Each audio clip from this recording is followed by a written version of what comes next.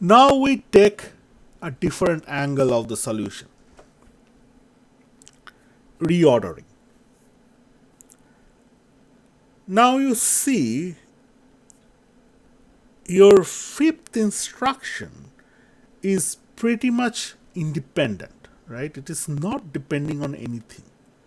So if I execute at the fifth place or third place, it doesn't matter, right? I can just switch these instructions, right? So instead of load word, add, store word, then load word, I can do load word, and then add, then store word, add, and store word. So this alteration of the code does not impact final result. So that is one thing we need to be very careful. If we start altering the ordering of the instruction, we need to make sure it produces the same result. It follows the programmer intention. Okay. Now let's see if we do that, is it going to help? Because if we bring up these fifth instructions to the third place, we are kind of shifting third and fourth instruction by one clock cycle at least, right? So I think from with this table, it probably is going to be easier to understand. That's why let's skip this diagram from the table. Okay, so my hazard now is this, right? Your R1 being consumed at third instruction at the exe phase, okay, which is still an hazard because by the time write back done, your instruction decoder register fetch is also done. So this register fetch actually picked up a old value, right?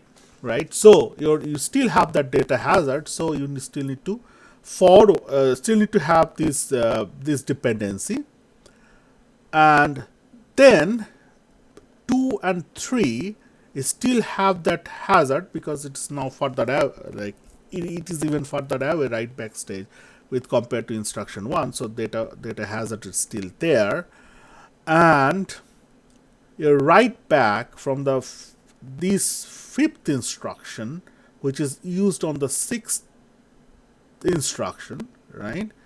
So it is still there because it's the same thing as between instruction 1 and 3. Your write back is done at the same time. Your register fetch is also done for the sixth instruction. So you are essentially having accessing the old value of that register. So we still have a hazard between the write back of the fifth instruction to the exe of the sixth instruction, and we have hazard between write back of the third and fourth instruction and sixth and seventh instruction.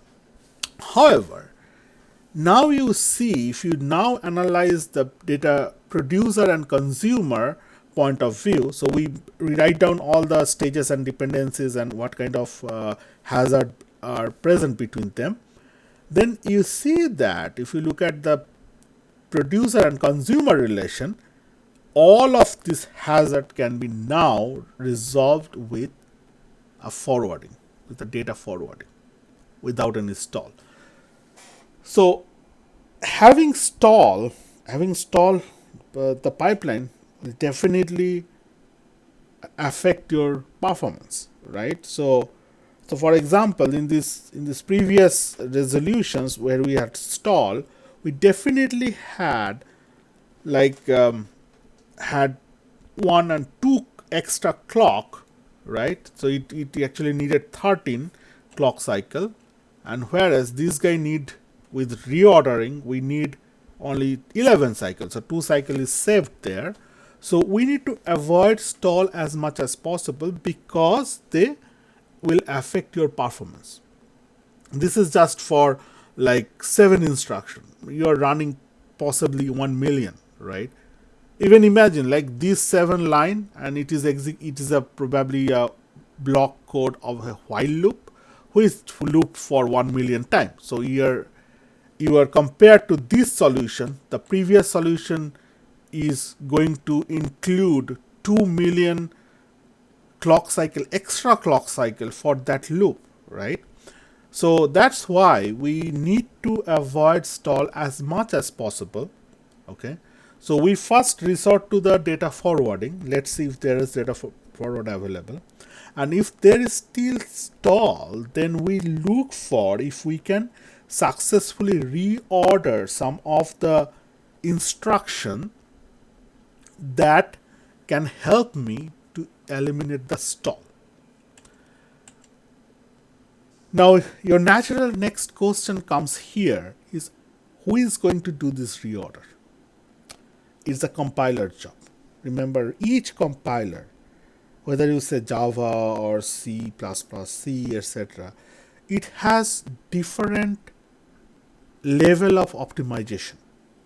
Okay, and each of them in the compiler, you can actually specify what target machine you are targeting for compiling, which is by default is your native machine where you have started this compilation job, and the compiler actually are aware of this internal architecture of the processor, and they run sophisticated algorithm to find out this kind of reordering situation so that stall is not needed. Now question becomes, who forwards the data and how the stall is included. So that's all part of the hardware and controller. Okay, so hardware and controller of the hardware actually can analyze these incoming machine codes and can readily decide that, hey, there is a data dependency and my data is not ready, so I'll stall the circuit. So that happens at the hardware level. Okay, data forwarding and stall.